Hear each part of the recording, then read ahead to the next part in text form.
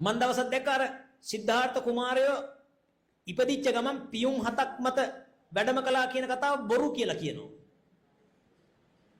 ඈ? ඒව අතිශෝක්තියලු.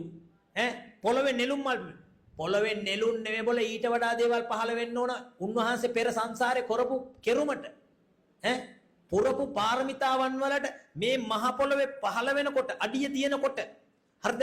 පොළවෙන් නෙළුම් මල් ආපු එක අරුමයක් නෙමෙයි, පුදුමයක් නෙමෙයි. ඒව ධර්මතා දරුවෝ. හරිද? ඒකට ශ්‍රද්ධාව තියෙන්න ඕන. ඒකට ප්‍රඥාව තියෙන්න ඕන. ඒකට මේ විෂය පිළිබඳ ඉගෙනගෙන තියෙන්න ඕන. කොයිද ඉතින්? ඔක්කොටම කලින් හරිද ලොකු වෙන්නේ කවුද? මොකක් හරි නිකන් භෞතිකවාදී.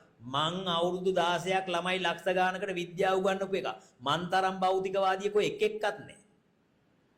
හරි. පුළුවන් නම් මාත් එක්ක තර්ක කරන්න කියන්නකෝ භෞතිකවාදී. හරි. තේරෙනවනේ? ඔය x = y අරවා මේවා ඥාන ජන්මාණු ඉලෙක්ට්‍රෝන ප්‍රෝටෝන නියුට්‍රෝන. හරි. එසයි ඒව ඔක්කොම පැත්තකට දාලා අද තමයි මම විද්‍යාව උගන්වන්නේ. ඒ කාලේ අවිද්‍යාව ඉගෙනුවේ. හරි. දැන් භාග්‍යවත් බුදුරජාණන් වහන්සේගේ ධර්මයේ අභිධර්මයේ ඉගෙන ගන්නකොට මේ තියෙන කුණු කඳු ඔක්කොම ලිහෙනවා මහත්තයා. හරි. ඒ උන්දලට පරීක්ෂණ නිරීක්ෂණ නිගමන වලින් ඉලෙක්ට්‍රෝන අන්වීක්ෂණ වලින් ආලෝක අන්වීක්ෂණ වලින් පරීක්ෂණ වලින් හොයාගන්න බෑ. මොනවද? චිත්තචෛසික ධර්මයන්. රූප පරමාර්ථ ධර්මයන් වලත් හොයාගෙන තියෙන්නේ අතලොස්සයි. උන් කලින් හොයාගත්තේව දැන් කියන මොකද්ද? ඒව බොරුලු. හරි.